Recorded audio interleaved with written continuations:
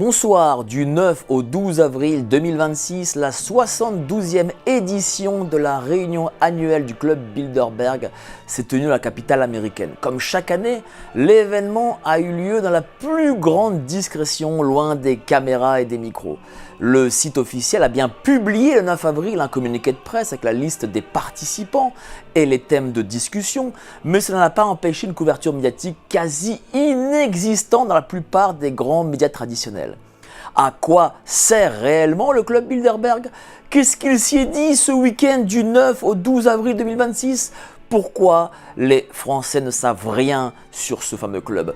Qui sont ces personnalités françaises qui ont été conviées? À ces questions répondra Giorgio Bombassei, spécialiste du club Bilderberg. Vous êtes sur Géopolitique Profonde, générique. Nous sommes en guerre.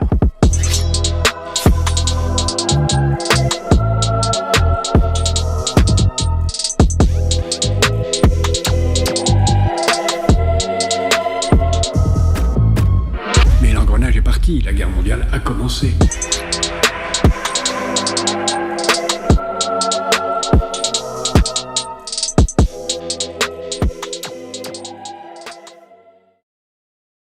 Il ne faut pas avoir peur. Bonsoir à tous, vous êtes sur Géopolitique Profonde, la chaîne qui est là pour remplacer les médias subventionnés. On va parler de ce week-end du club Bilderberg, comme évidemment Apolline de Malherbe n'en parlera jamais. D'ailleurs, comme évidemment tous les médias n'en parleront jamais. Alors je suis avec Giorgio Bombassei, mais avant ça, avant de lui donner la parole, n'oubliez pas adhérer au club Géopolitique Profonde, les plus grands, les meilleurs, les seuls, les uniques qui écrivent.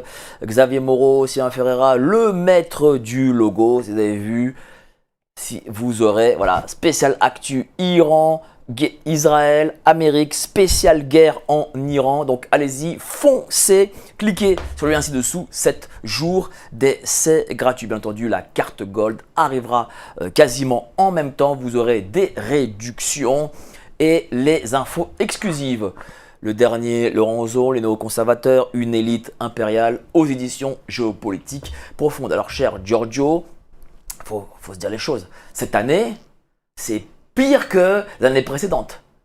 Pas un mot sur le club Bilderberg. Pourtant, c'est notre avenir qui en dépend là, de ces décisions qui s'y passent. Absolument. Avant tout, merci Mike de me recevoir et de m'offrir l'opportunité de parler du groupe de Bilderberg. Comme vous le dites, la conférence annuelle s'est déroulée il y a quelques jours à Washington et la presse mainstream, mais plus en général la presse, n'en a pratiquement pas parlé. Fait étonnant, oui et non, c'est-à-dire que dans le passé, on a déjà vécu des situations pareilles, mais cette année, effectivement, même le fait que la presse ait été prévenue en avance, quelques jours en avance, que la réunion allait se dérouler à Washington, au cœur du pouvoir, à quelques mètres de la Maison-Blanche, aucun n'a pris le temps de se déplacer et d'écrire quoi que ce soit. Mais vous, ça fait quoi? Ça fait 20-25 ans que vous suivez chaque année le club Bilderberg. Je veux dire, cette façon de faire, c'est quand même un peu exceptionnel. Voilà, oui, effectivement, c'est depuis 2004 que je suis les activités du Bilderberg et que j'essaie de couvrir ces réunions. C'est effectivement une année particulièrement discrète. Comment vous l'expliquez ça? La première réponse est ça se passe à Washington, au cœur du pouvoir. Ça impliquerait, s'il y avait beaucoup de remue autour de la question, voilà, des questions de sécurité un peu plus compliquées à gérer, donc le secret est maintenu jusqu'à la dernière minute. Pour le reste, ça dépend vraiment de chaque journaliste et de chaque organe de presse. C'est à eux qu'il faudrait demander pourquoi. Est-ce que le club Bilderberg ne voulait pas cette année, peut-être à cause de la guerre en Iran, peut-être aussi parce que ça se passe à Washington et que d'autres affaires type Epstein sont sorties, peut-être ne voulait-il pas du tout mettre la lumière sur ce qui se passait au club Bilderberg? Je renverserai peut-être le problème, c'est que et depuis 72-73 ans que l'organisation est active, ça a été toujours plutôt la norme qu'on n'en parle pas et que la presse ne couvre pas l'événement. Depuis une vingtaine d'années, les choses ont changé parce qu'il y a des personnes comme moi, nous sommes une dizaine à niveau mondial, qui suivons les activités du Bilderberg. Là, vous êtes 10 journalistes spécialisés. Pas spécialisé. Moi, je suis le seul qui est spécialisé sur le Bilderberg, qui ne fait que ça. D'ailleurs, vous n'écrivez que sur le Bilderberg, toute l'année ronde. Qu'est-ce qui a fait que vous avez décidé, vous, de n'écrire que sur Bilderberg ? Premièrement, parce qu'il n'y a personne d'autre qui le fait. Parce que c'est un sujet qui est très très intéressant et qui mérite d'innombrables approfondissements dans d'innombrables domaines, que ce soit l'économie, la politique, la défense, la société. C'est un sujet qui demande une attention particulière, de suivre aussi l'activité des membres du groupe toute l'année, parce que le groupe de Bilderberg, et c'est ça ce qui est important de faire la différence, c'est la différence entre le groupe de Bilderberg et les conférences de Bilderberg. C'est-à-dire le groupe de Bilderberg, c'est environ 32-35 personnes qui représentent 20-21 pays de l'Alliance Atlantique. Chaque pays, suivant son importance, a 1, 2, 3, voire plus de représentants. Par exemple, aujourd'hui, la France a 3 représentants au sein du comité directeur du Bilderberg, l'Allemagne en a 2, et les États-Unis ont généralement un tiers des sièges, donc une dizaine de personnes. Et ça, c'est le groupe de Bilderberg. Le groupe de Bilderberg travaille toute l'année ronde. Son activité principale est l'organisation des conférences de Bilderberg, lors desquelles ils invitent environ une centaine de personnes à les rejoindre pour discuter pendant 4 jours des grands problèmes du monde. Mais par exemple, le groupe de Bilderberg, ces 32 personnes, se réunit une deuxième fois chaque année au mois d'automne. C'est ce qu'on appelle la réunion d'automne du Bilderberg. Et si la conférence annuelle est très discrète, les réunions d'automne, elles, le sont encore plus. C'est-à-dire qu'en 20 ans, il m'est arrivé une seule fois de réussir à découvrir où et quand ça allait se passer et être présent. Justement, le club Bilderberg, pourquoi est-ce qu'il est aussi important ? De quoi est-ce qu'il parle exactement en général ? Et quel type de décisions prennent-ils ? Alors, le groupe de Bilderberg, à l'origine, est né comme un forum de discussion autour des problèmes liés à la guerre froide, donc l'opposition entre l'Occident et l'Union soviétique. Il a été fondé en 1952 à l'origine c'est un projet européen, par une dizaine de personnes qui ont c'est la fin de la guerre, le début de la guerre froide. Les opinions publiques à l'époque n'étaient pas très chaudes par rapport à l'Alliance Atlantique et à cette situation, et il y avait beaucoup de tendances nationalistes, un peu comme aujourd'hui, et les parlements après-guerre avaient d'autres problèmes à résoudre que les questions supranationales, et donc cette dizaine de personnes a décidé de créer le groupe pour bypasser d'une certaine manière les processus parlementaires et être certain de garantir une continuité à l'Alliance Atlantique, parce que en 1900, l'OTAN, l'Alliance Atlantique, est née en 1949, et les premières années, on ne savait pas très bien comment la structurer, quels moyens lui donner, quels objectifs lui donner. Pour cela, il faut comprendre que cette dizaine de personnes qui a créé le groupe était, par exemple, pour la France, et là je vous ai donné une photo, ça on la verra peut-être tout à l'heure. D'Henri de Castries ? Non, je parle des fondateurs. Il s'agissait d'Antoine Pinet, qui était à l'époque président du Conseil. Alors, on va le montrer. Et Guy Mollet, qui était les deux sont présents. Le secrétaire de la SFIO, donc le chef du gouvernement et le représentant de l'opposition, qui ont accepté d'être les fondateurs français du groupe. Pour ce qui est de l'Italie, c'était Alcide De Gasperi, le président du Conseil, et l'ambassadeur en France, Pietro Quarone.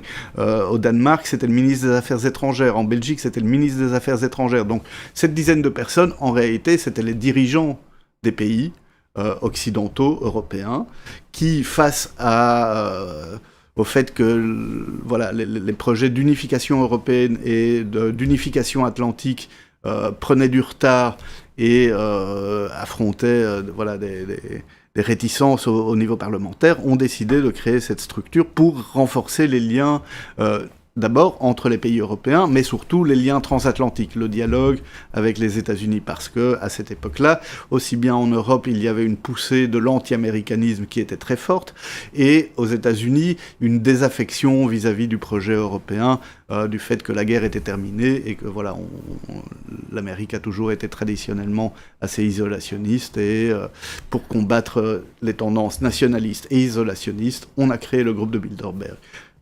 L'objectif, renforcer le dialogue, mais aussi se coordonner sur les politiques à mettre en œuvre pour contrebalancer l'influence soviétique aussi bien à niveau interne qu'extérieur. Alors, vous avez été l'année dernière sur place au Club Absolument. Bilderberg. On va montrer la vidéo d'ailleurs. Voilà, c'est celle-ci. On va la commenter. Alors c'était où déjà 2025 ? En 2025, c'était à Stockholm, au Grand Hôtel de Stockholm. Ce sont vos images, hein, je rappelle, voilà, c'est ce sont vos les images. Oui. Là, nous voyons Valérie Botson, qui est l'administratrice générale de Amundi, qui est représentante française au steering committee de Bilderberg, le comité directeur. Ici, nous voyons d'autres personnalités. Juste avant, on avait vu Henri de Castres. Alors, on arrête là. Là, c'est Henri de Castries. Oui. Qui est actuellement coprésident des conférences de Bilderberg. Qui était président d'AXA, je crois. Voilà, il a été le PDG de... Alors, qui sont ce monsieur, par exemple ? Alors, ici, nous avons... arrête. On a l'administrateur délégué, le PDG de Saab. Juste avant, on a vu le PDG, le directeur général de Microsoft. Ce sont des personnes qui participent, dont une partie d'entre eux sont membres du comité directeur. Donc Henri de Castres, Valérie Botson, son représentant français au sein du comité directeur, tout comme Louis Vassy aujourd'hui, depuis l'année dernière, Louis Vassy étant le directeur de Sciences Po et ancien ambassadeur de France aux Pays-Bas. Là, nous voyons par exemple Arthur Mensch, qui est le PDG de Mistral AI, IA, et le patron d'Ericsson. Donc, ce sont généralement... des pointures là, des grosses boîtes, hein. Alors, Ericsson, la téléphonie, Ce sont généralement des politiciens, des industriels, des banquiers, des représentants du secteur académique et des représentants d'institutions internationales. Le ministre norvégien. Comment vous avez fait pour réussir à vous rapprocher aussi près de tous ces gens ? Parce que j'imagine qu'il doit y avoir la sécurité, en veux-tu, en voilà. La sécurité est assez importante, effectivement. Ça, on voit toujours l'avant de la caméra, mais on ne voit pas qu'à l'arrière, il y a 4 policiers qui sont juste dans mon dos, prêts à bondir au cas où... Parce que là, vous avez les gens les plus puissants du monde. Mais ça, c'est le fruit de 20 ans de travail. C'est-à-dire qu'il a fallu beaucoup de temps pour, entre guillemets, les habituer à ma présence et de conquérir le droit aussi d'y rester. Et donc, voilà, c'est le fruit de... Donc, vous vous posez la question, quand revenez-vous ? Vous nous manquez, revenez ? Oui. Serez-vous le président du comité Oui, voilà, de c'est parce pilotage ? qu'il s'agit de Jens Stoltenberg, qui est actuellement ministre des Finances en Norvège, mais qui était juste avant secrétaire général de l'OTAN. Et quelques semaines après avoir quitté son poste à l'OTAN, il est devenu représentant norvégien au sein du Bilderberg. Et quelques semaines après, suite au décès de Viktor Alberstadt, qui était le coprésident européen, il a été nommé coprésident des conférences de Bilderberg, mais il ne l'est resté que 2 mois, parce qu'après il a été appelé de nouveau au gouvernement et il a démissionné. Parce que ça, c'est une tradition qui était moins vrai avant, mais qui aujourd'hui est vrai, c'est-à-dire que dès qu'une personne assume une fonction de gouvernement, il quitte la direction du Bilderberg. Mais si je lui pose la question, c'est simplement de savoir si, après avoir fini son mandat ministériel, il compte revenir ou pas et reprendre sa place de coprésident, qui donc, au moment où il a démissionné, c'est Henri de Castres qui a été rappelé en tant que coprésident, alors qu'il l'avait été et qu'il avait démissionné du Bilderberg quelques mois avant. Alors on peut continuer à montrer les images, voilà, images. Ça, c'est Peter Thiel qui est membre du comité directeur de Bilderberg depuis 2008. C'est quelqu'un de extrêmement important, aussi bien pour le groupe, parce que ça a été vraiment le premier du secteur de la technologie, pas le premier en tant que tel, parce qu'il y avait déjà un représentant de Microsoft, mais disons que lui est celui qui a vraiment soutenu l'entrée dans le comité directeur du Bilderberg de tout le secteur technologique. Tous ces gens sont ultra puissants. Oui. Beaucoup plus puissants que les Macron et compagnie dont on parle, ou les von der Leyen. Mais on ne sait pas qui ils sont, parce que ces gens-là, c'est la première fois que je les vois. Voilà, c'est souvent le cas. Les personnes réellement importantes sont rarement connues du grand public. Ou Par exemple, peut-être... Peter Thiel n'est pas connu du grand public, par exemple. Tous ceux qui avaient montré n'étaient pas connus du grand public. Oui, enfin... Peter Monsieur, Thiel, par exemple... ça c'est Daniel Ek, qui est le fondateur et premier patron de Spotify. Eh bien, juste à la réunion du Bilderberg, il a annoncé le partenariat avec Helsing, qui est le principal fabricant de drones militaires allemand. Et il est devenu président de Helsing et a quitté Spotify juste au moment de la réunion. Spotify, on sait ce que c'est voilà. Une boîte gigantesque. Mais quand vous leur parlez, on posait ces questions, parce que c'est vous là, les sous-titres, ils vous répondent pas? Alors, certains oui, certains non, ça dépend des personnes, ça dépend du moment. Il y a le off et il y a le on, c'est-à-dire que ce que je vous montre, c'est le on. Après, il arrive aussi parfois que dans le off, si on montre qu'on éteint les caméras et les micros, là, il arrive parfois d'avoir plus d'informations. Il m'est arrivé, par exemple, à la fin d'une conférence, de croiser un participant en disant « Est-ce que vous répondriez à quelques questions ?» Il a dit oui, et nous nous sommes assis à une table et nous avons discuté pendant 3 heures autour de tous les sujets. Qu'est-ce qu'il vous a dit, ce monsieur? Ça bah oui. On aime avoir des off qui deviennent des on. On sait que c'est pas possible. D'ailleurs, je ne vous aurais pas conseillé de dire... Non, moi je suis très respectueux de la protection des sources Bien et sûr. le respect, voilà. Si on me demande... La vidéo était finie? Oui. Je dirais que oui. Oui, ça a été fini. Oui. Oui, bah, ce monsieur. Qui est ce monsieur? Alex Karp, qui est le collègue de Peter Thiel, c'est le PDG, c'est le directeur général de Palantir Technologies. C'est lui? C'est lui. Ah oui. Peter, donc vous avez pu l'approcher aussi près? Oui, c'est... D'accord. Oui, je l'ai. Vous l'appelez Alex et voilà. Il ne vous calcule pas. Et selon les années, il est plus ou moins souriant, selon les années... Alors lui, pour le coup, patron de Palantir, il est excessivement puissant. Oui, et Peter Thiel est le fondateur de Palantir bah, avec donc lui. On a deux gars... Et on a le président et le directeur général qui siègent au comité directeur de Bilderberg depuis 15 ans. Moi, j'ai vu évoluer Palantir depuis 15 ans. L'opinion publique découvre un peu depuis 2-3 ans l'influence de cette structure, mais de fait, moi j'ai vu évoluer... Palantir influence sur le Club Bilderberg, ou le Club Bilderberg a permis à Palantir de monter aussi haut? C'est les deux ensemble. On est en train de parler avant tout de personnes et de réseaux, des réseaux d'intérêt, des réseaux d'influence. Donc évidemment, toutes ces personnes n'arrivent pas de nulle part. Et voilà, s'ils sont déjà arrivés à la création de Palantir, il y avait déjà des réseaux à l'œuvre. Et donc voilà.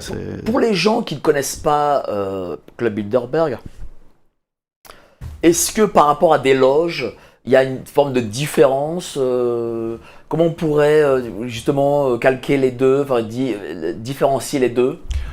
Je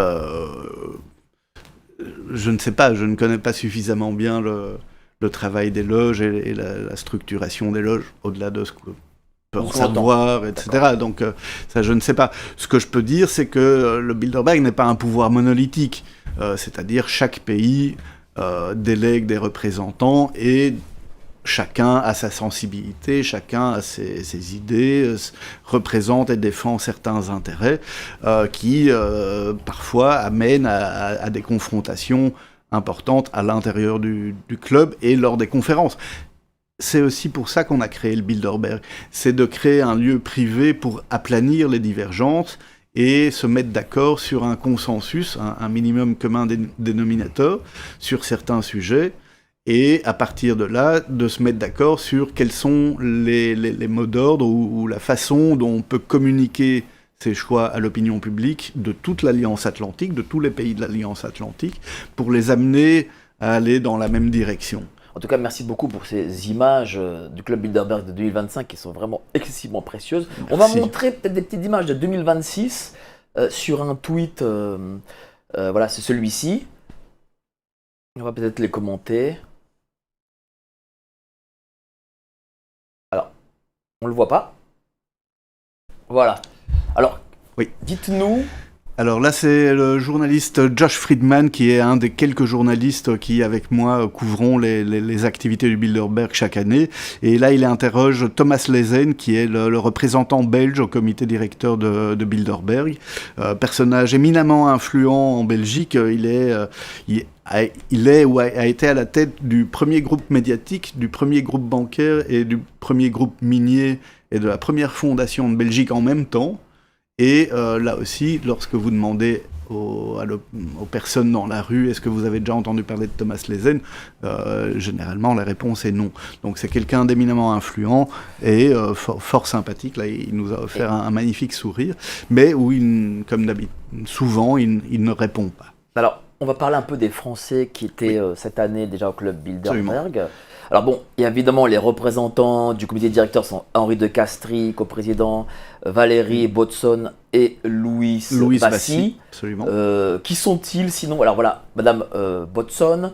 Oui, alors donc elle est la directrice générale d'Amundi, qui est l'un des principaux gestionnaires de fonds à niveau européen et l'un des plus premiers détenteurs de la dette française.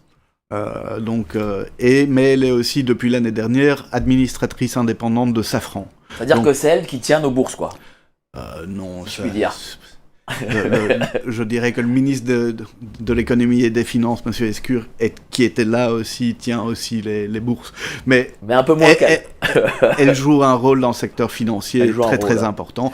Et comme je disais, elle est maintenant administratrice de Safran. Et ça, c'est très intéressant puisque là, c'est tout le secteur de la défense. Et donc, voilà, c'est un signe de comment le secteur de la défense joue de plus en plus un rôle dans les affaires économiques et politiques aujourd'hui. Alors, on va montrer Louis Vassy aussi, Louis Vassy, qui est un Français, écoutez, et qui a été diplomate, qui était diplomate et qui aujourd'hui est le directeur de Sciences Po. Il est directeur de Sciences Po. Oui. Voilà. Quand je dis que Sciences Po, c'est l'école de l'État profond, je ne me trompe pas. C'est vrai que... Mais bon, voilà, c'est parce que Sciences Po est Sciences Po. Parce qu'il y a une histoire qui fait que c'est normal que ça le soit. Mais effectivement, par exemple, l'ancien ministre des Affaires étrangères ukrainien, M. Dmytro Kuleba, qui a d'ailleurs participé aux réunions de 2023, 24, 25, une fois qu'il a quitté ses fonctions de ministre des Affaires étrangères d'Ukraine, il a été invité à devenir professeur à Sciences Po. C'est un hasard. Et d'autres. Alors, Monsieur Henri de Castries, président, on va le remontrer, voilà. Oui, Henri de Castries, très important, donc qui a été PDG de AXA. Grand ami de François Fillon.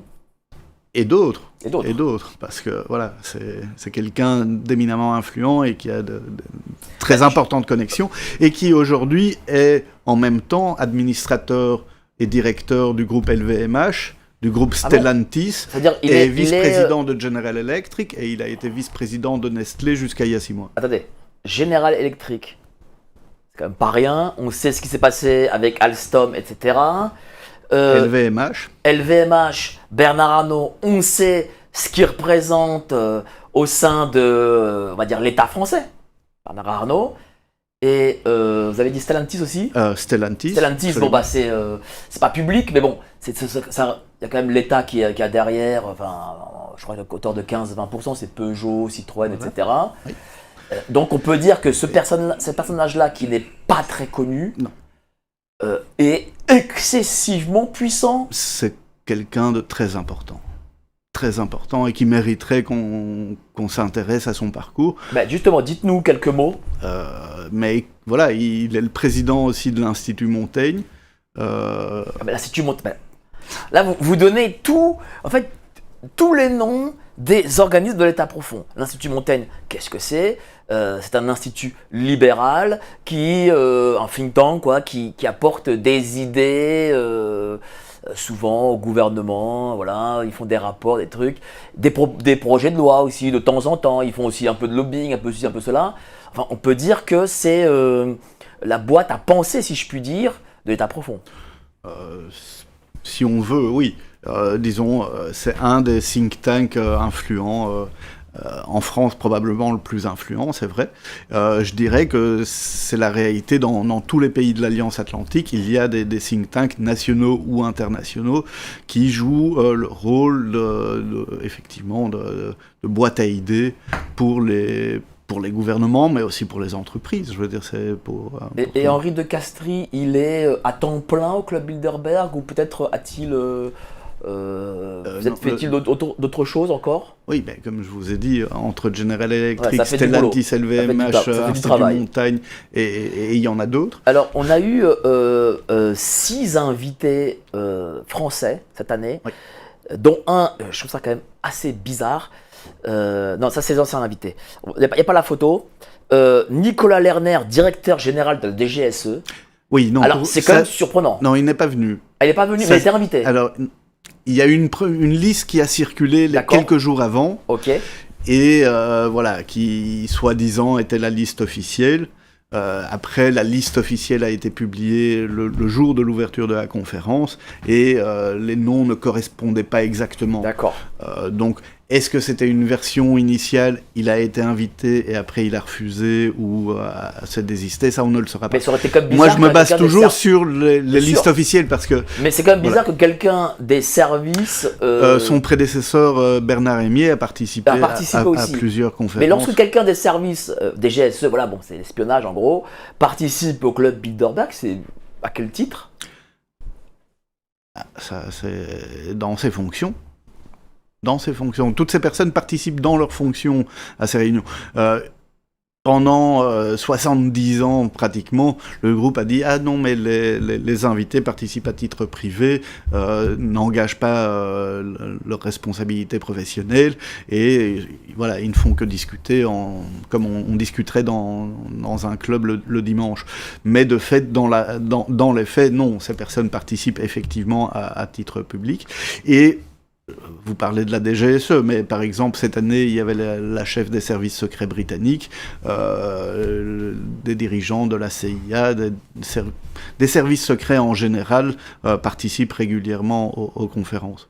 Alors, Roland Lescure était présent, ministre de l'économie et des finances, absolument. Catherine McGregor, PDG d'Engie. Engie, c'est GDF, hein, pour ceux... enfin, c'est quand même pas rien, Engie.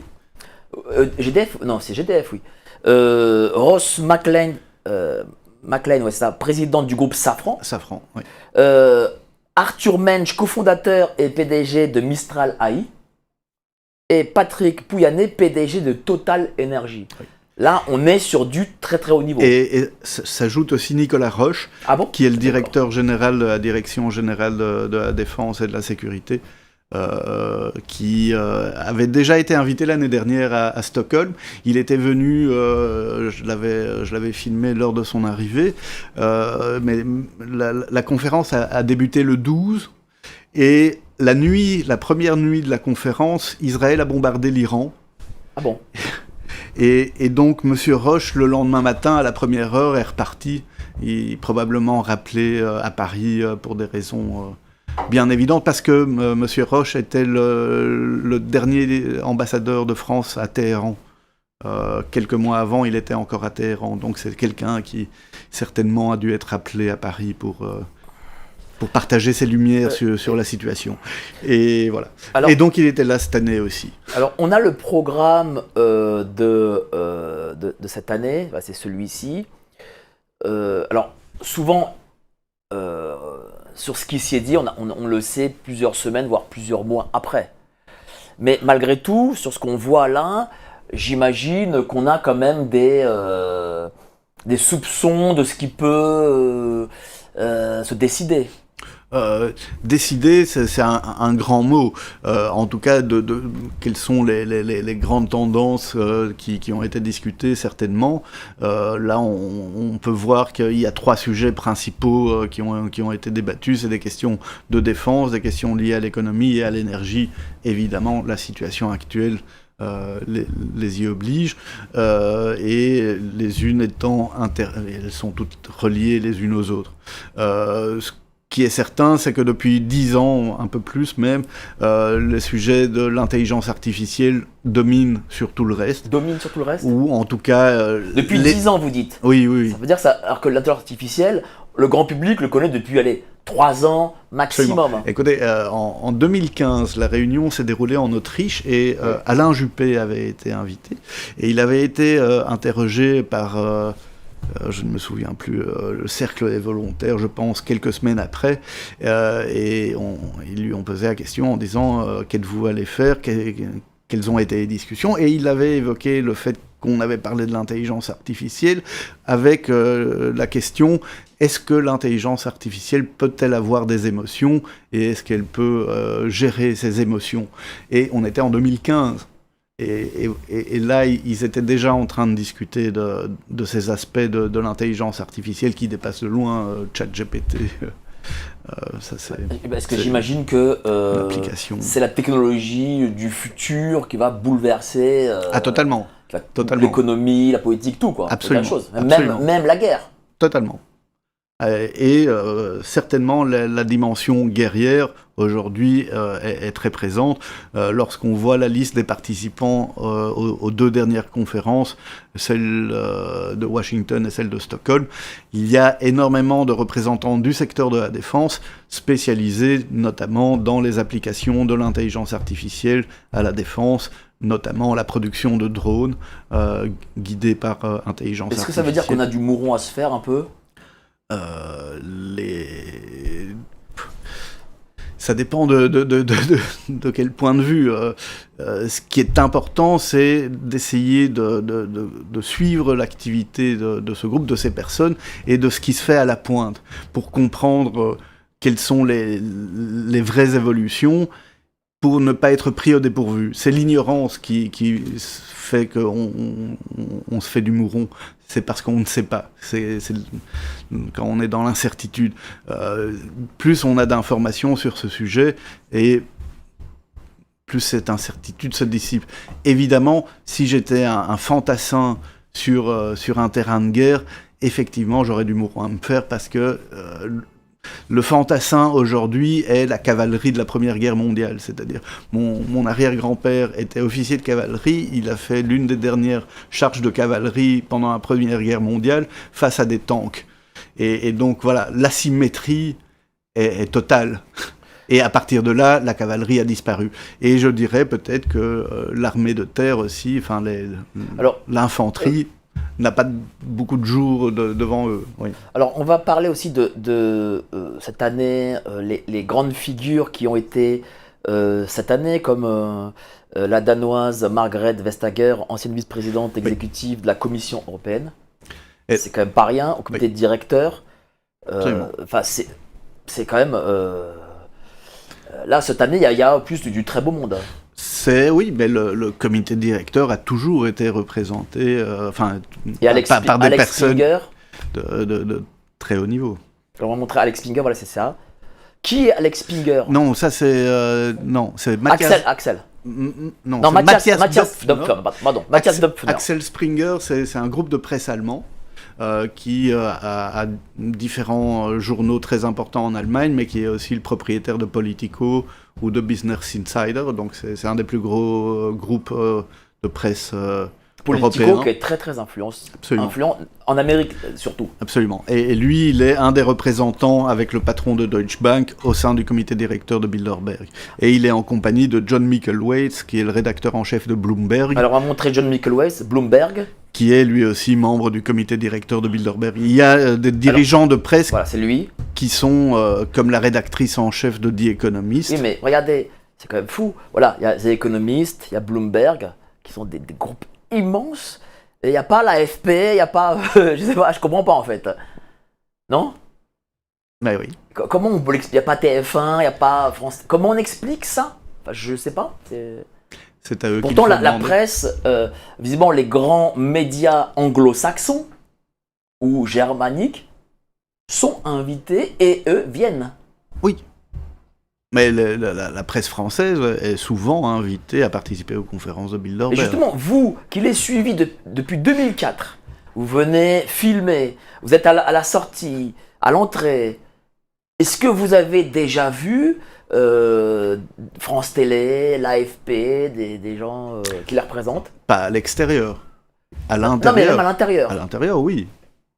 Et pourtant, ils sont à l'intérieur et ils n'en parlent pas, ils ne disent rien. Comment s'appelle François Langlais Ouais.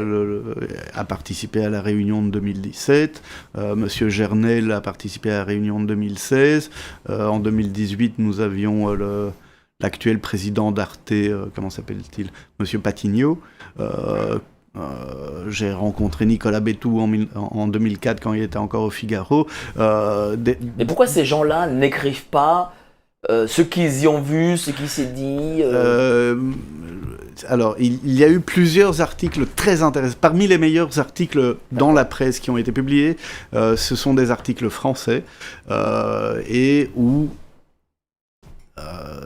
par exemple, je pense que c'était Jean Quatremer qui dans un de ses articles, a interviewé Nicolas Bétou pour lui demander « Mais que faisiez-vous là-bas ?» Et il a dit c'est une réunion très discrète qui mérite de le rester. » Voilà, la réponse est là-dedans. Il y a visiblement un souhait de maintenir tout cela très discret. Alors, on va montrer aussi le président de Warner Bros. Alors, j'étais très surpris. De Warner Bros. Voilà, Discovery International, voilà. C'est le représentant autrichien au sein du comité directeur de Bilderberg. Et le chef de cabinet de l'OTAN. Du secrétaire général de l'OTAN, effectivement. Il était là l'année dernière aussi, monsieur Geoffrey Van Leeuwen, et qui accompagnait le secrétaire général de l'OTAN, monsieur Mark Rutte. Alors, monsieur Mark Rutte a participé 10 fois en tant que Premier ministre néerlandais, et là, c'était sa deuxième fois en tant que secrétaire général de l'OTAN, donc ça fait 12 fois, c'est considérable. Il faut savoir que tous les secrétaires généraux de l'OTAN ont participé au moins une fois aux conférences de Bilderberg dans leurs fonctions depuis 1954. Tous. Comment on l'explique? Qu'est-ce qu'il lit, par exemple, Alors, l'OTAN? comme je vous disais, à l'origine, c'est D'accord. l'Alliance Donc Atlantique. c'est une obligation pour Le eux. Bilderberg a été créé dans le but de renforcer l'Alliance Atlantique. L'OTAN étant le bras militaire de l'Alliance Atlantique, l'OTAN est une structure extrêmement importante et qui participe de Donc manière le club Bilderberg, constante. c'est quoi? C'est le club financier? C'est la tête pensante de l'Alliance Atlantique, c'est-à-dire qu'on mélange souvent Alliance Atlantique et OTAN, mais l'OTAN est le bras militaire. Mais de est-ce que l'Alliance le club Atlantique. Bilderberg a une autorité sur l'OTAN? Autorité n'est pas le mot, c'est-à-dire tout le monde est d'accord sur le fait qu'il joue un rôle de facilitateur de certains processus décisionnels, de certains partages d'informations, et tout cela, c'est des collaborations en bonne intelligence où tout le monde comprend quel est son rôle dans un jeu qui est le même. Et je vous ai dit tout à l'heure, Jens Stoltenberg, une fois qu'il a quitté l'OTAN, est devenu coprésident du Bilderberg. Avant lui, comment s'appelait-il il y avait un Britannique qui était secrétaire général et qui est devenu président. Donc le lien est très très fort. Alors on va passer à la seconde partie d'émission, Oui. on va commencer les petites annonces. Le piège européen pèse sur les épargnants. Si votre argent est placé en livret A et en assurance vie, Quand la Cour des comptes veut faire les poches des Français, découvrez les alternatives qui existent pour diversifier votre épargne. L'Institut Géopolitique Profonde vous aide à découvrir quelles solutions existent. Merci à vous d'être si nombreux encore ce soir. On va continuer sur cette émission spéciale Club Bilderberg 2026. Mais avant ça, n'oubliez pas, adhérez au Club Géopolitique Profonde, les plus grands, les meilleurs, les seuls, les uniques qui écrivent. Sylvain Ferreira, Xavier Moreau, le maître du Logos, Laurent Michelon, Laurent Ozon et tous les autres. Cliquez sur le lien ci-dessous. 7 jours d'essai gratuit. Nos podcasts, allez aussi sur notre podcast, Deezer, Spotify, Apple, YouTube, etc. Mettez 5 étoiles afin de créer la diffusion et de permettre aux algorithmes de encore mieux diffuser nos podcasts. Alors, on va montrer les Français que l'on connaît et qui ont été à ce club Bilderberg. Alors déjà, le plus connu d'entre eux, Emmanuel Macron. Beaucoup disent qu'il a eu, après cet échange avec le club Bilderberg, l'aval du club d'être peut-être le futur président.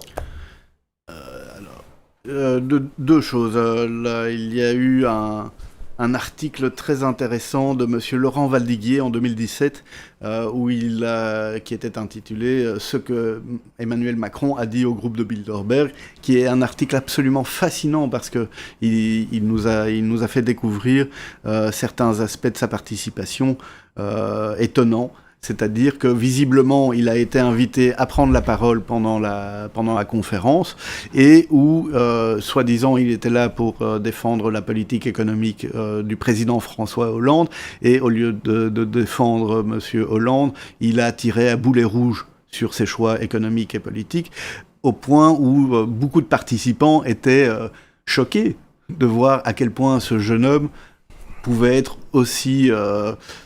critique vis-à-vis de son patron et surtout que lui-même était le conseiller économique du président Hollande. Il était encore le vice-secrétaire général de l'Élysée. Ce que moi je peux dire sur base des images que j'ai, c'est qu'il était extrêmement à l'aise dans ce milieu-là.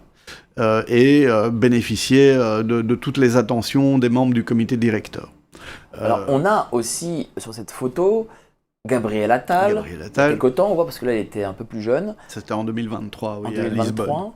Et Édouard Philippe. Édouard Philippe, oui. C'était quand, l'année dernière Cette photo, 2023, pareil. C'est la même photo, ils sont arrivés ensemble et ils sont repartis ensemble. Monsieur Attal a participé aux réunions de 2023, 2024 et 2025. Monsieur Philippe avait déjà précédemment participé à la conférence de 2016, quelques mois avant d'être nommé Premier ministre. Mais y aller, ça ne signifie pas un adoubement. Non, du tout. Ça ne veut pas dire que parce qu'on a Édouard Philippe ou Gabriel Attal, voilà, que l'un des deux sera le président. Absolument pas, absolument pas. C'est une opportunité.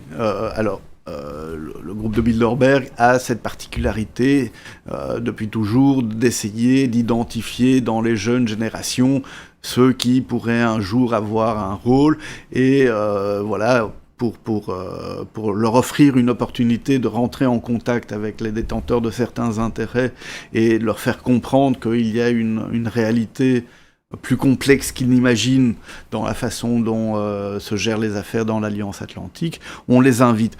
Mais c'est une opportunité qui leur est offerte. Selon les personnes, ou bien ils ont la capacité de sentir que il y a moyen de profiter de cette opportunité qui est offerte, et d'autres pas. Par exemple, je pense de ne pas faire une révélation, puisque l'ancien président du Bilderberg, le Belge Étienne Davignon, l'a dit en public à la télévision. Monsieur Jean-François Copé avait été invité à participer à une réunion, et une journaliste a demandé à monsieur Davignon quelques mois plus tard en disant « Et monsieur Copé, je ne me souviens pas qu'il était là. » Voilà. Réponse vacharde, c'est pour dire le gars il a loupé un peu l'opportunité qui lui était offerte. C'est-à-dire qu'on va au club de Bilderberg lorsqu'on a un politicien d'envergure nationale, on y va un peu comme à un entretien d'embauche, si je puis dire. Ça dépend. Ça dépend de personne à personne. Certains peuvent le voir comme une opportunité pour se faire une carrière politique ou dans le privé après, peu importe. D'autres qui sont là simplement parce qu'ils sont dans leur fonction et que... Oui, parce que parmi les gens qu'on voit, il y en a qui n'existent plus. Je pense là à Madame Fleur Pellerin. Fleur Pellerin, oui. Monsieur Cazeneuve. Alors la dame au milieu, je ne sais pas qui c'est. Ça c'est... allez... Ça rappelle plus. Si, non, c'est très très important. D'accord. Laurence Beaune. Laurence Beaune, celle en haut, hein, vous parlez, ou celle en bas? Non, en bas. En bas, ça c'est Sylvie Goulard. Oui, voilà, quelqu'un qui était... Qui est en 2016. Qui a eu un porte important. Et 6 mois après, elle était nommée ministre... Non, 6 mois après, elle était nommée ministre des Armées. Oui, mais elle a été jarretée très vite. Après, effectivement, il y a eu les affaires... Avec des affaires financières et pas de chance mais, pour elle, quoi. Elle a démissionné, mais elle a été bombardée vice-gouverneuse de la Banque de France. Ah oui. Non, voilà. c'est... ça veut dire que... Oh oui, je veux dire, on se focalise sur la partie publique, connue, etc. Mais à côté de ça, il y a d'autres activités que ces gens sont appelés à mener et qui sont... Oui, c'est-à-dire qu'il n'y a pas besoin que ça devienne des gens politiquement, médiatiquement connus. Absolument. Et au final, ils se rattrapent toujours à des branches. Absolument. Enfin, oui. Selon... Donc Madame Goulard, oui, qui avait, je crois que c'était une affaire mais c'est l'affaire du MoDem. C'est du MoDem, ça, de François Bayrou. Et elle a pu... Alors, il y a aussi ce qui est drôle, sur ce qu'on m'avait envoyé... Mais je reparle de Laurence Beaune de secondes parce qu'elle est là. Laurence Beaune est celle qui a repris la place d'Emmanuel Macron à l'Élysée une fois que lui est devenu ministre des Finances. Elle est devenue la conseillère économique de François Hollande. Et là, elle a participé en 2015 à la Réunion. Et 6 mois après, elle était nommée économiste en chef de AXA. Après quoi, elle a été nommée économiste en chef de l'OCDE. Secrétaire générale adjointe de l'OCDE, et puis elle est devenue ministre pour l'Europe dans le gouvernement, je ne me souviens plus si Borne ou... et donc elle aussi est quelqu'un qui a un parcours très intéressant, et qui est quelqu'un que je vous invite à garder à l'œil, parce que on voit quand même que c'est toute la haute fonction publique française, l'administration. Oui. On peut dire aussi que l'administration française... Qui est très spécifique à la France. Voilà, c'est vraiment spécifique, c'est la technocratie pure et simple. C'est parce qu'en France, les réseaux technocratiques de l'État ont un rôle important, et du coup, c'est évidemment des représentants de cette technostructure. On va passer après à l'historique, parce qui est excessivement intéressant, il faut que les gens le comprennent. Mais avant ça, vous m'avez envoyé un bilan de pertes. Oui. Club Bilderberg perd de l'argent. Qu'est-ce que ça veut dire? Voilà, c'est ça. C'était en 2011. En 2011. En 2022. Et donc la réunion qui s'est déroulée exactement au même endroit où s'est déroulée la réunion de cette année, à Washington, ils ont fait une perte d'1 200 000 $. En partie, c'est parce qu'il y a eu le Covid juste avant, et donc les activités ont été mises en pause pendant 2 ans, et ça prend 2 ans à organiser une conférence de ce genre. C'est des millions d'euros, et donc il faut lever ces fonds. Bon, je vous ai rattrapé depuis. Ils se sont mis, ils ont commencé en retard leur levée de fonds. Peut-être l'ont-ils fait de manière... Ça c'est drôle, ça, parce que là, tous les gens les plus puissants au monde, et ils sont obligés de lever des fonds. C'est pas un investissement personnel qu'ils font. Alors... c'est principalement, surtout depuis 10 ans, c'est principalement les membres du groupe, à titre personnel, c'est plus rare, à travers des fondations ou des entreprises qu'ils dirigent, qui financent les activités, mais ils lèvent aussi d'autres fonds, et il y a des sponsors. Faut dire aux gens, si vous voulez être très très riche, très très puissant, c'est pas votre argent qu'il faut mettre, c'est jamais votre argent, c'est ça. Non, mais écoutez, par exemple, donc cette réunion s'est mal déroulée parce que visiblement aussi les coûts d'organisation ont explosé. Et sur ça, j'ai encore des questions que moi-même je me pose. Dites-moi lesquelles. Mais par exemple, les 3 dernières réunions aux États-Unis, c'est une fois tous les 4 ans aux États-Unis. Alors, mettons, il y a 8 ans, c'était de l'ordre de 800 000 euros, 500 000 euros la réunion. L'année suivante, ça a été 1 million d'euros le coût d'organisation. Et là, visiblement, en 2022, ils ont explosé les budgets à 2,5 millions, alors que c'est toujours la même structure, le même genre d'hôtel. Comment vous l'expliquez, vous, à titre personnel? Je n'ai aucune idée. Là, c'est vraiment des questions que j'aimerais bien leur poser en disant pourquoi ça vous coûte aussi cher d'organiser ces réunions aux États-Unis.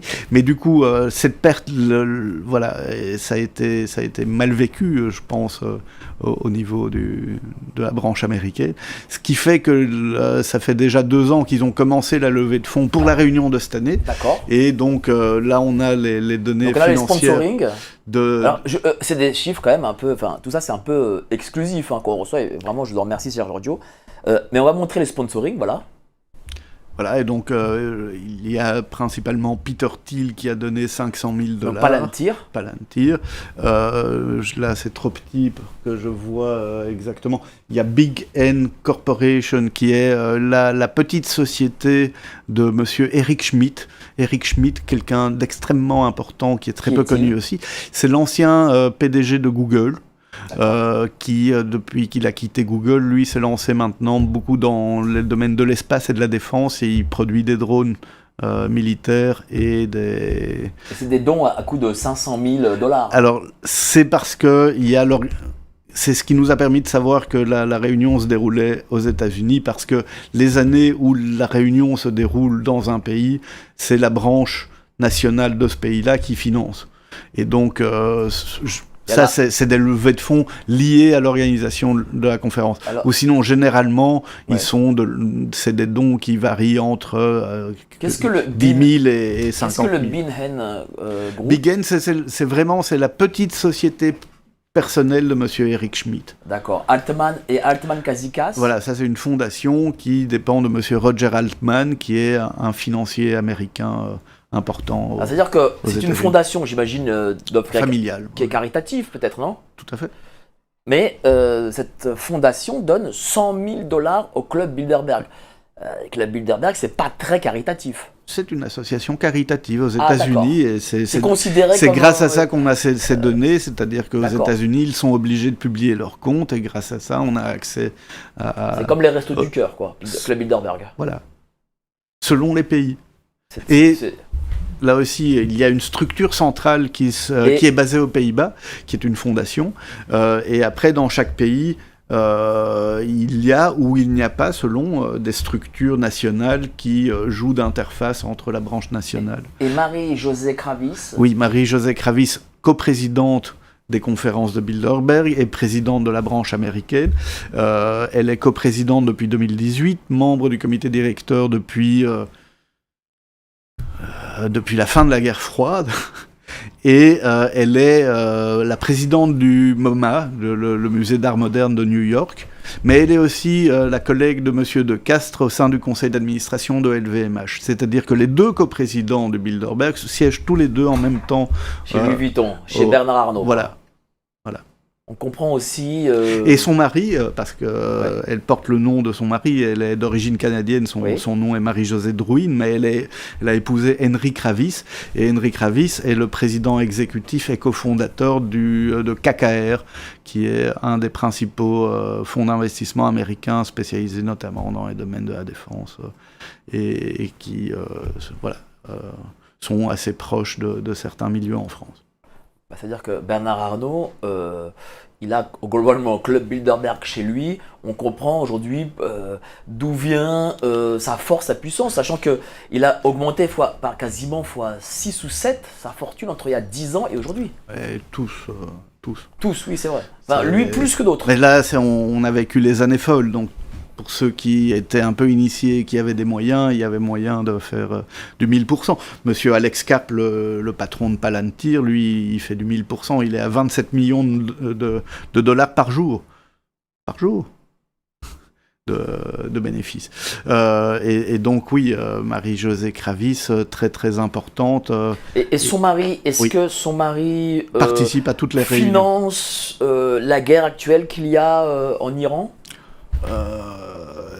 Je ne connais pas les détails, mais oui, toutes ces personnes ont des intérêts économiques. Mais c'est quoi? C'est un genre de fonds de pension lié à la... Non, c'est un fonds d'investissement qui prend des participations dans des entreprises, par exemple. Et là, ça montre un peu les accointances entre eux. Monsieur Kravis est rentré, par exemple, dans le capital du groupe Axel Springer, dirigé par monsieur Dopfner. Voilà. Mais KKR est là aussi un fonds peu connu en Europe, mais qui joue un rôle très très important, aussi bien dans le secteur de l'énergie que de l'armement, que des infrastructures et dans le système financier. En Europe aussi? En Europe aussi, oui, bien sûr. Alors, on va, merci beaucoup là, pour toutes ces précisions. Pour les coups, ce soir, on apprend énormément de choses. Alors, on va là aller pour le coup sur l'histoire de Club Bilderberg et les figures qui ont créé ce club. On va commencer par Joseph Ratzinger. Joseph Ratzinger, oui, absolument. Un Polonais qui a été un peu effacé de l'histoire, mais qui est peut-être l'une des personnalités les plus importantes dans l'histoire de l'unification européenne. Il faudrait des heures rien que pour raconter sa vie qui est extrêmement riche et romanesque, parce qu'elle a débuté ici à Paris d'ailleurs. C'est-à-dire que lorsqu'il avait 16 ans, il a terminé l'école, il a d'abord fait un crochet par Rome où il était destiné à une carrière ecclésiastique au Vatican, mais après il a décidé de revenir à la vie laïque parce que voilà, cette perspective-là ne l'enchantait guère, donc il s'est inscrit à 16 ans à Sciences Po et à la Sorbonne, et à 20 ans, il a obtenu son doctorat en S-lettres à la Sorbonne, qui était un record absolu. À l'époque, 20 ans, un doctorat... Donc c'était quand même quelqu'un de intellectuellement, et il était ami de tous les milieux intellectuels et artistiques de Paris de l'époque. Donc lui devient le premier président du club Bilderberg. Lui, c'est l'initiateur du groupe et le premier secrétaire général. Monsieur Ratzinger, pendant la Deuxième Guerre mondiale, est devenu le conseiller politique de Władysław Sikorski, qui était le Premier ministre en exil voilà, à Londres. En exil à Londres. Et M. Sikorski ne parlait pas l'anglais. M. Ratzinger avait des accointances à Londres. Et donc, il a été son traducteur et son conseiller pendant toute la guerre. Ensemble, ils ont créé un comité de coordination des définitions des politiques d'après-guerre pendant la Deuxième Guerre mondiale. Donc, c'est un type très puissant. Extrêmement... que personne ne connaît. Oui. Parce que si je vais voir les gens leur dire Ratzinger, personne ne sait qui. Mais même parmi les milieux d'initiés, même dans les milieux universitaires pointus de ceux qui étudient les questions de guerre et d'après-guerre, ils sont très rares ceux qui ont une idée construite de ce personnage. Ça prouve que, en réalité, c'est pas la lumière qui crée le pouvoir, mais c'est vraiment d'être dans les coulisses qui fait que vous tirez les ficelles. Il y a les deux. Il y a les deux et c'est jamais les mêmes personnes. Il y a un mot comme ça que M. Jean Monnet aimait dire, il y a deux types de personnes. Il y a ceux qui veulent devenir quelqu'un et ceux qui veulent accomplir quelque chose. Et lui, il disait, moi je suis du deuxième type. Donc voilà, il y a des personnes qui sont là pour assouvir leurs rêves de pouvoir et d'ego, et d'autres qui sont là pour réaliser des choses, et peu importe que ça soit dans la lumière ou dans l'ombre. En tant que secrétaire général du club Bilderberg, qu'a-t-il réalisé Alors, avant, parce que on va dire que le Bilderberg a été un peu l'aboutissement de son parcours. D'accord. Il a, après-guerre, quand Sikorski est mort, il avait des problèmes avec son successeur d'un point de vue idéologique, donc il a décidé de se mettre au service de l'Angleterre et du projet d'unification européenne, qui était un projet qu'il porte depuis le début du XXe siècle. Donc c'est vraiment quelqu'un qui a marqué, de par ses idées, l'unification européenne. Et donc, après-guerre, qu'est-ce qu'il a fait ? Il a fait l'un des premiers discours en faveur de l'unification politique. Il a créé la Ligue européenne de coopération économique, il a créé le mouvement européen, il a créé le Centre européen de la culture, il a participé à la création de toute une série d'instituts pro-européens et favorable à l'unification politique. Et à partir de là, avec Winston Churchill, il a créé le mouvement pour l'unification européenne qui a donné vie au Congrès de l'Europe, le Congrès de l'Europe à La Haye en 1948, qui est probablement le vrai point de départ de l'unification européenne.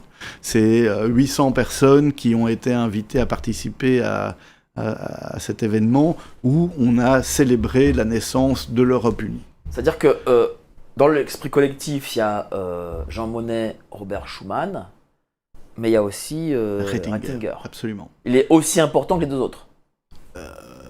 À mon sens, plus important. Il est plus important même. Mais parce que Ratzinger... Enfin, les monétistes m'en voudront et je les salue. De mon point de vue, oui, parce qu'il avait des introductions aussi bien à Londres, à Washington, à Moscou, au Vatican. Par exemple, au moment du congrès de La Haye, c'est lui qui qui informe le pape Pie XII de tout ce projet d'unification européenne et qui maintient les contacts directs avec le Vatican sur tout ça. Et oui, c'est quelqu'un qui était dans toutes les structures pro-européennes. C'est le seul. Les autres, généralement, ils participaient à une structure, voire 2, 3. Lui, il était dans toutes. Et c'était le seul qui avait vraiment l'oreille de tout le monde.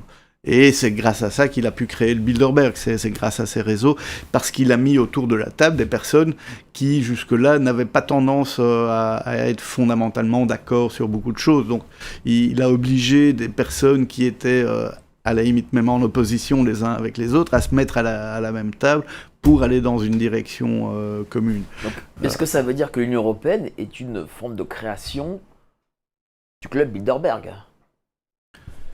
Alors, l'ancien membre du comité directeur du Bilderberg et ancien ambassadeur américain en Allemagne, George McGee, a dit plusieurs fois, et l'a répété, que les traités de Rome de 1957 ont été négociés entre Européens et Américains entre 1954 et 1957 à Bilderberg.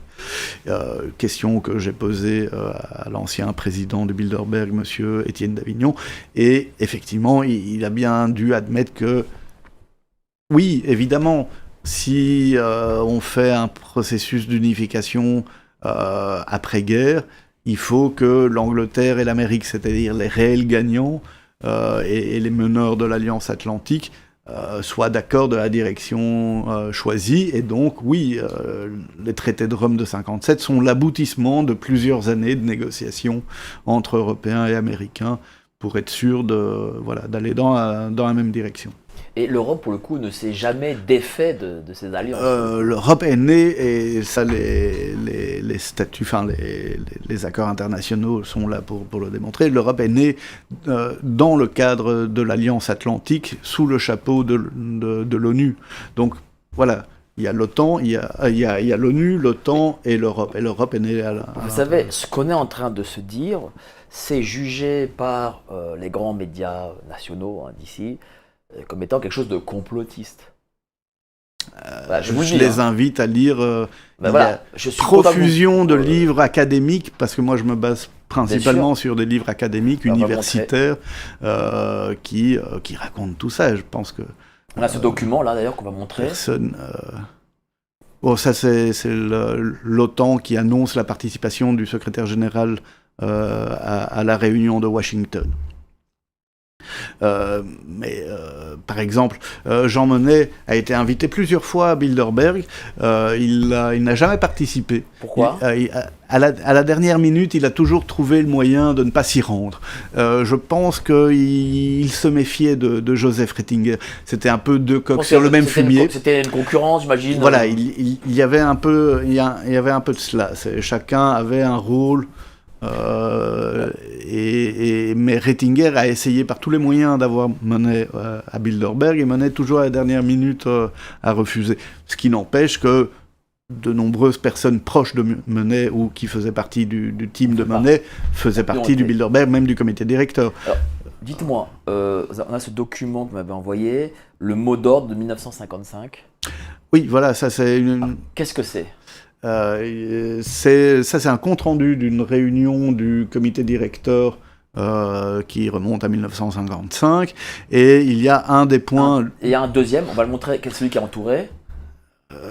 1955-1. Voilà, je ne me souviens plus, ça c'est la version en anglais, je ne me souviens plus exactement de ce qui est écrit, mais en gros c'est de dire les décisions qui ont été prises lors des conférences nous amènent à vouloir définir une série de mots d'ordre que les participants pourront répéter chacun dans leur domaine d'activité pour faire passer le message. Mais donc là, c'est une démonstration que des décisions, en tout cas à l'époque, aujourd'hui, il faut bien comprendre, les archives du groupe de Bilderberg sont couvertes par le secret pendant 50 ans. C'est-à-dire qu'aujourd'hui, on a accès à tous les documents de 1954 à 1975. Elles sont déposées aux archives nationales hollandaises, mais il y en a aussi dispersées un peu partout en Europe et aux États-Unis. Donc ces archives-là nous permettent... Vous êtes parti les chercher ? Oui, c'est moi qui ai récolté. Oui, donc vous avez le gros de... Travail, alors le plus gros de mon temps sur ces 20 ans a été d'aller aux archives, chercher, essayer de découvrir où il pouvait y avoir des archives, aller dans ces archives, les récolter, les analyser, et donc tout ce que j'affirme, c'est sur base de documents. Est-ce que de première main. Vous m'avez envoyé aussi une archive, vous avez pris la photo, ça s'appelle l'AQE. Oui. L'AQE. Oui. Alors ça c'est c'est pas ça, l'AQE, ACUE. C'est aussi ça. Ça c'est. Alors. Mais il y a un deuxième. Vous avez pris une photo. Ça, c'est pas une photo que vous avez prise ici. Ça, c'est une photo que j'ai prise à l'intérieur d'archives. Oui. Mais donc l'AQE, c'est l'American Committee on United Europe. C'est une structure privée, un peu comme le Bilderberg. C'est une association qui a été créée après-guerre par des citoyens américains qui voulaient soutenir des États-Unis le processus d'intégration européen. L'AQE, qui en réalité était une structure de façade des services secrets américains et du département d'État. Là, nous avons un carton d'invitation de l'AQE avec la liste des noms, et lorsqu'on voit les noms... Mais on voit le nom déjà, c'est American Committee on United Europe. Qu'est-ce que ça veut dire ? C'est le comité américain de soutien à l'unification européenne. Oui, mais on a l'impression que déjà là, en 55... Non. Que c'était... Ça a été fondé en 48. Non, mais en 48, que c'était, je sais pas moi, qu'il y avait l'envie d'avoir les États-Unis d'Europe. Oui, ça c'est... il faut bien comprendre qu'il y avait deux tendances dès le départ concernant l'unification européenne. Une était unioniste et l'autre était fédéraliste. Donc, une qui voulait une Europe, c'est-à-dire des représentants des gouvernements, un peu ce qu'on a aujourd'hui, une Union européenne, et une autre qui était la plus engagée, qui était celle fédéraliste, qui voulait les États-Unis d'Europe. Et le projet des États-Unis d'Europe était déjà défendu par Richard Coudenhove-Kalergi dans les années 20. Kalergi du plan Kalergi. Du soi-disant plan Kalergi. Ça n'existe pas, exactement. Alors, pour avoir lu toute la production de M. Kalergi, de m'être penché sur sa biographie, etc., ce n'est pas aussi clair que ça. Et il faut bien aussi comprendre qu'il faut se remettre dans l'état d'esprit de l'époque et comprendre aussi que ce monsieur Kalergi était à moitié japonais. Sa mère était japonaise et il était le premier métis du Japon, de l'histoire du Japon. Et sa mère a été Oni. Lui-même a subi un racisme absolument effroyable de la part des Japonais. Et donc, c'est quelque chose qui l'a marqué profondément. Et lorsqu'il parle de métissage du monde, mais c'est parce qu'il parle de lui-même. Moi qui suis métisse, qui est la culture occidentale et asiatique, qui fait la synthèse de tout ça, qui est une vision mondiale et voire humaniste, voilà, j'aimerais bien que tout le monde soit comme moi, parce qu'on éviterait de se taper sur la gueule, en gros. Et donc, voilà, il faut aussi comprendre des tournures psychologiques, mais son plan n'était pas aussi machiavélique et diabolique comme certains essayent de l'affirmer. Et il faut bien comprendre que M. Kalergi a été le premier à créer donc, le mouvement pan-européen en 1926, et c'est le premier aussi qui s'est opposé ouvertement à Adolf Hitler et au nazisme.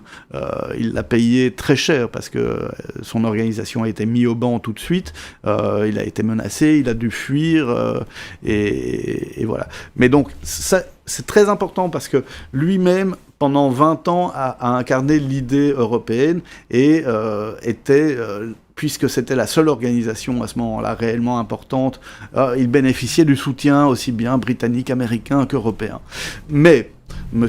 Koudenov-Kalergi, de par ses accointances, de par son tempérament personnel, de par certaines erreurs stratégiques qu'il a commises, etc., s'est mis à dos beaucoup de monde en Europe et aux États-Unis, notamment pendant la guerre. Et donc, à ce moment-là, les Américains et les Anglais ont dit, si on trouvait quelqu'un d'autre pour porter le projet et réduire l'influence de M. Kalergi, parce que M. Kalergi avait une autre opinion de lui-même et voulait, après-guerre, devenir, lui, le patron de l'Europe et dire « mon mouvement est le seul mouvement qui doit être reconnu ». Et c'est là où rentre en jeu M. Rettinger, parce que M. Rettinger, en créant toute une série d'organisations, l'idée a été de dire « ah, mais maintenant qu'il y a tellement d'organisations, on va donner un vote à chacune, et on vote à majorité ». Et Kalergi, qui était là depuis 30 ans avec son organisation où il était seul, a vu diluer son pouvoir d'influence, mais complètement. Et on lui a dit, écoutez, vous aurez une place comme les autres. Et là, il s'est un peu perché parce qu'il dit non, ou bien c'est moi ou c'est rien. Et ça a été rien. Mais en réalité, Kalergi a été mis de côté, justement, et Rettinger a été celui qui a repris le flambeau pour unir tout ça.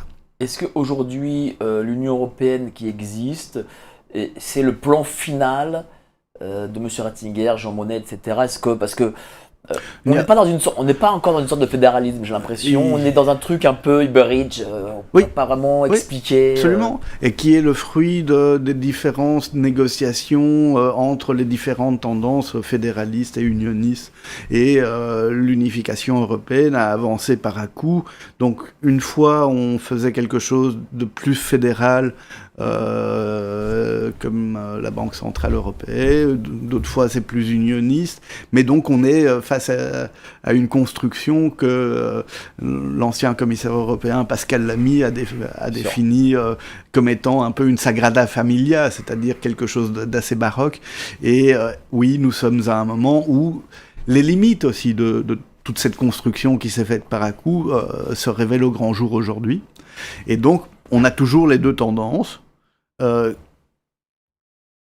Comment est-ce que ça va évoluer ? Ça, personne ne le sait.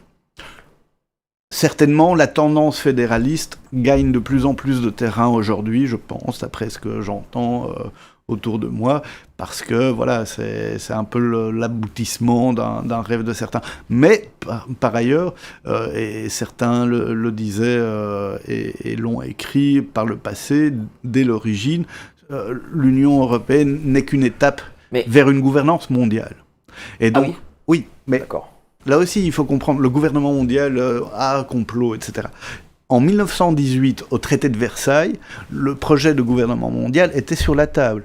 On a créé des associations interparlementaires en Europe et aux États-Unis pour le gouvernement mondial en 1918. On y était beaucoup plus proche en 1945, où ce mouvement pour le gouvernement mondial existait, qu'aujourd'hui.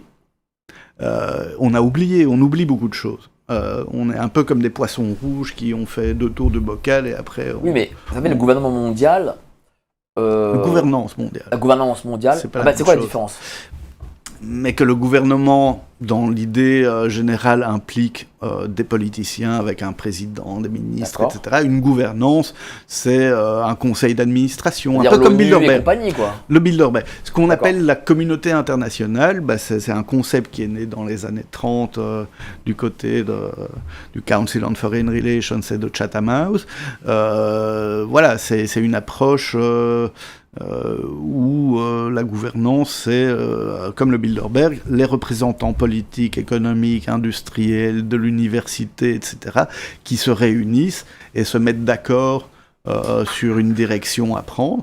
Et donc, voilà, la gouvernance... Est-ce que cette gouvernance mondiale pourrait être dominée par ce club Bilderberg ?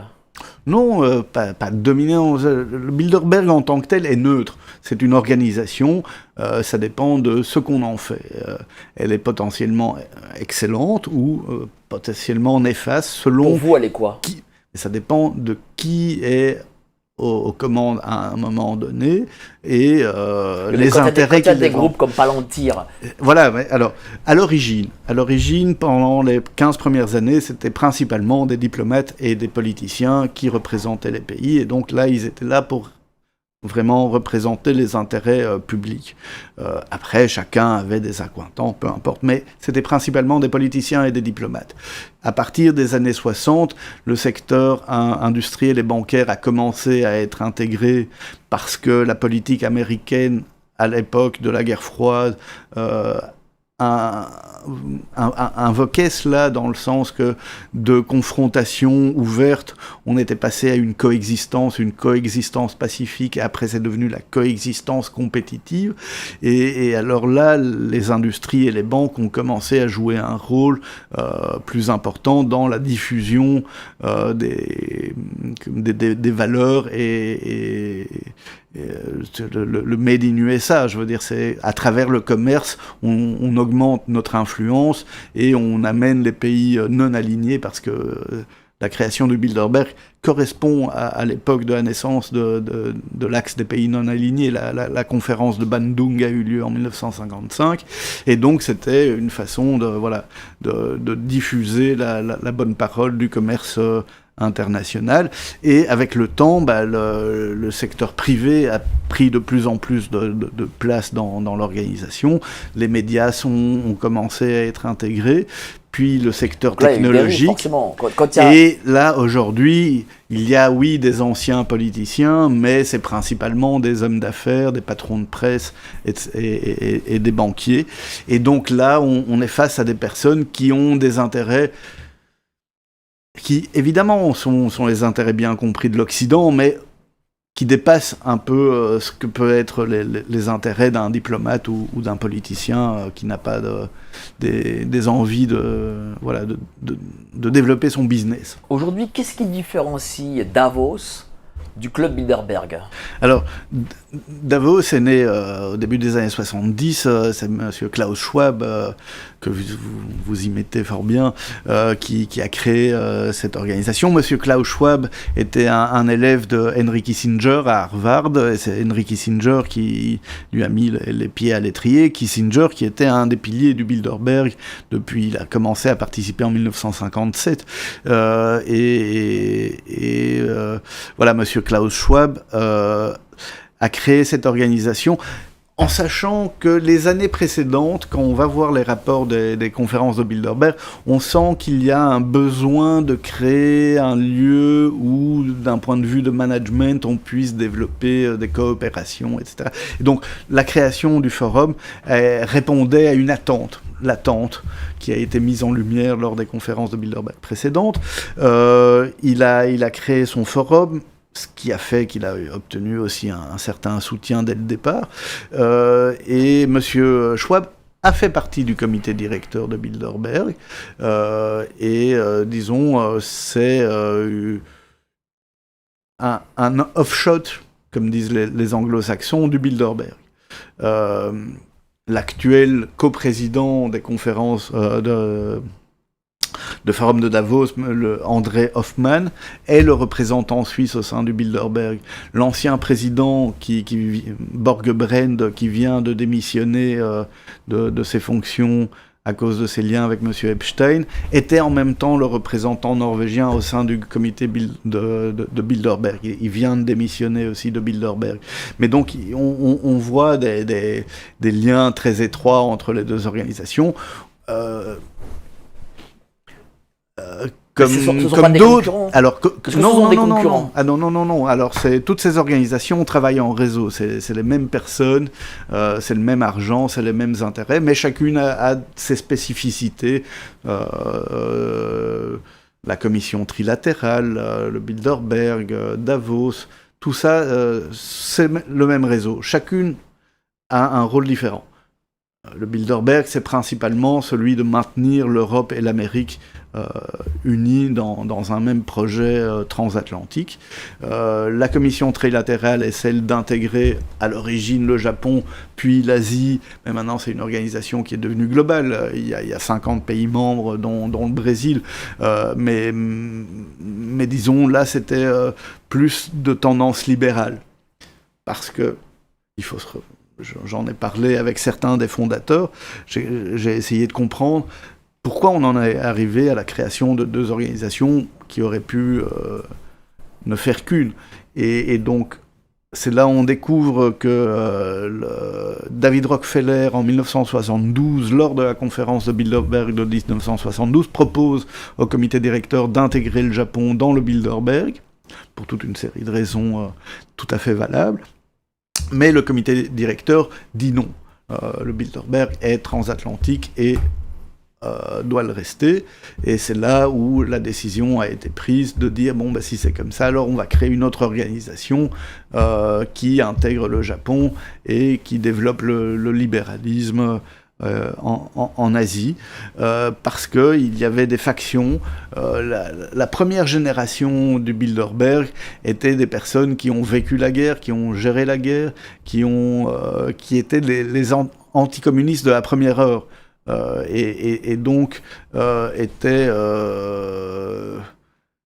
disons, je ne vais pas dire plus autoritaristes, mais voilà, et plus attentifs aux confrontations et aux risques que cela pouvait amener. Et il y avait toute une nouvelle génération de jeunes comme David Rockefeller. En Italie, c'était Gianni Agnelli, Henry Kissinger, qui à l'époque avaient 40-45 ans, mais qui étaient pour l'époque les jeunes, et qui, eux, étaient beaucoup plus libéraux et qui voulaient un monde plus intégré.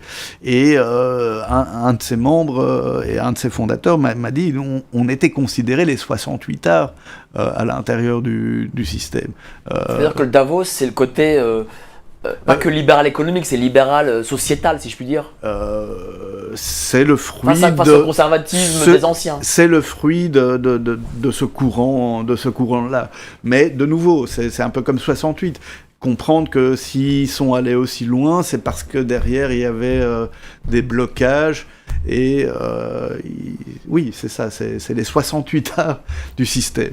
Mais aujourd'hui, c'est le même réseau. C'est les mêmes gens ça a toujours été, qui sont... Oui, c'est le même argent, de toute façon. En tout cas on a l'impression que c'est une élite mondiale, vraiment une élite mondiale qui se connaît.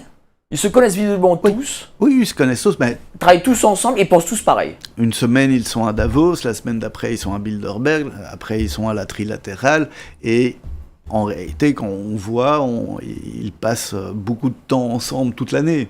Ça veut dire que la gouvernance mondiale existe, déjà, de fait. Occidentale, en tout cas occidentale. Occidentale.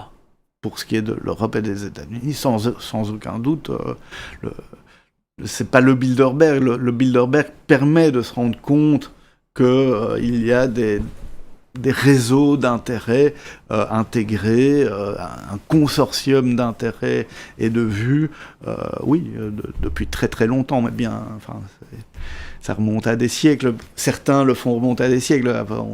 Ça peut prendre des jours pour l'expliquer, mais voilà, ce sont des processus socio-économiques permanent. Comme cette élite mondiale est toujours plus riche, et entre il y a 30 ans et aujourd'hui, ça se compte par 10 fois 20 ou fois 30, est-ce que ces clubs n'ont pas dérivé essentiellement vers une accaparation de capital pour les gens qui en sont membres? C'est pas le club en tant que tel, c'est un miroir. C'est un miroir de la situation du pouvoir dans un pays ou dans une région à un moment donné. Donc ça permet de voir quels sont, à un moment donné, quels sont les intérêts qui sont plus importants que d'autres.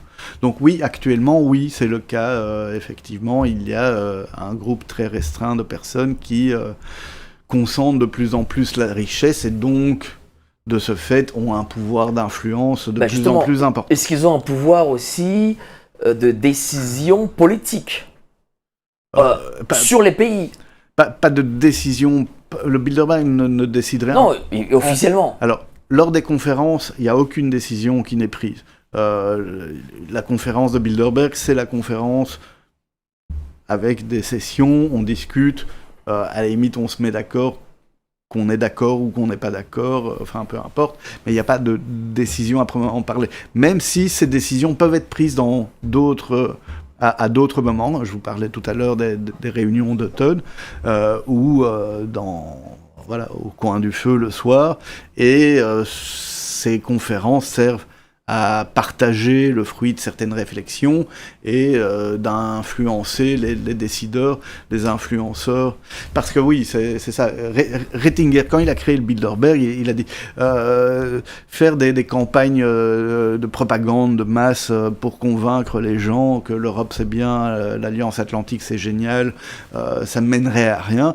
Donc il est plus simple d'identifier dans chaque pays de l'Alliance les 4-5 personnes les plus influentes et d'inviter ces personnes-là, d'essayer de les convaincre de certaines choses pour qu'en cascade, eux-mêmes, quand ils rentrent dans leur pays, ils influencent et utilisent de leur influence pour propager la bonne parole. C'est une sorte de pouvoir de décision quand même, au final. Je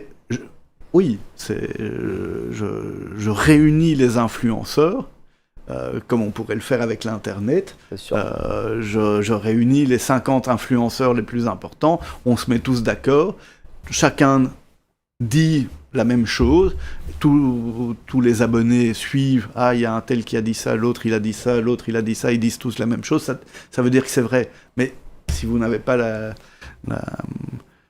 l'information qu'ils se sont réunis en secret pour se mettre d'accord, pour te dire ça, pour t'amener à croire ça, c'est autre chose. Donc ça a été très malin de sa part, parce que effectivement ça a été très efficace dès le départ. Après, les confrontations au Bilderberg sont très importantes. Le secret est maintenu aussi pour ça, hein. C'est parce que je ne veux pas dire qu'on en vient en main, mais il y a eu visiblement sur certains sujets comme l'unification monétaire, la création de l'euro. Des clans peut-être. Voilà, il y a ceux qui sont favorables, d'autres qui sont opposés. Dernière question, oui. Est-ce qu'on peut dire que c'est un État profond ? Est-ce que c'est la réunion annuelle des représentants des États profonds de tous les pays de l'Alliance pour créer un super État profond ? C'est un concept... Personnellement, j'ai un peu de mal avec cette notion d'État profond parce que... D'accord. Pourquoi ? Parce que c'est l'État. Le mot profond. Enfin, tout dépend de la définition qu'on donne de l'État. Est-ce que l'État, c'est simplement l'administration, le gouvernement, ou est-ce qu'on intègre aussi les détenteurs d'intérêts économiques, intellectuels, Normalement, l'État, c'est essentiellement l'administration, la politique, etc. Quand on parle d'État profond, j'imagine qu'on parle, comme à l'époque Richelieu, parlait d'État dans l'État. Vous voyez ce que je veux dire ? Oui, non, bien sûr, mais tout dépend de la définition qu'on donne au mot État. Moi, j'ai une vision de l'État qui va au-delà de l'administration, qui intègre aussi les représentants de tous les autres intérêts. Donc, ils en sont, alors ? Oui, c'est le réacteur nucléaire de l'Occident. C'est le cœur, mais vraiment le cœur de l'Occident. Et je pense qu'il faudrait que plus de gens s'y attardent, s'y intéressent, fassent des recherches, parce qu'on est face encore à une terra incognita, d'une certaine manière, pour ce qui est de donner une définition claire du réel fonctionnement du système de pouvoir au-delà des pseudo-oppositions, par exemple public-privé. Les oppositions public-privé n'existent plus depuis 30 ans. C'est une communauté d'intérêts. En tout cas, merci à vous, cher Giorgio, pour cette émission vraiment passionnante. Merci à vous. Donc, votre actualité, c'est-à-dire vous continuez à suivre le Club Bilderberg ? Tout le temps. Tout le temps. Vous pouvez me suivre sur YouTube, j'ai une chaîne Giorgio Bombassei, ou bien sur Twitter, Giorgio Bombassei aussi. Et vous et j'alimente des infos, tous les jours alimentaires. des images, des documents, des interviews, des analyses. J'ai par exemple sur ma chaîne YouTube une interview d'1 heure de l'ancien président de Bilderberg, Étienne Davignon, qui est, à ma connaissance, la seule interview existante en 70 ans d'un membre de Bilderberg qui, pendant 1 heure, parle du Bilderberg. Et Donc YouTube, Giorgio Bombassei. voilà. Merci à vous, cher Giorgio. Merci, Mike. C'était vraiment passionnant.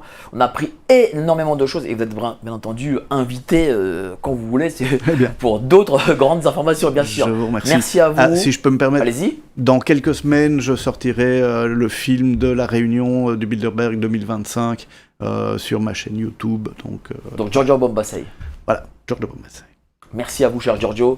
Merci à vous d'avoir été si nombreux. N'oubliez pas, adhérer au club Géopolitique Profonde, les plus grands, les meilleurs, les seuls, les unis qui sont. Voilà la version du mois de mai.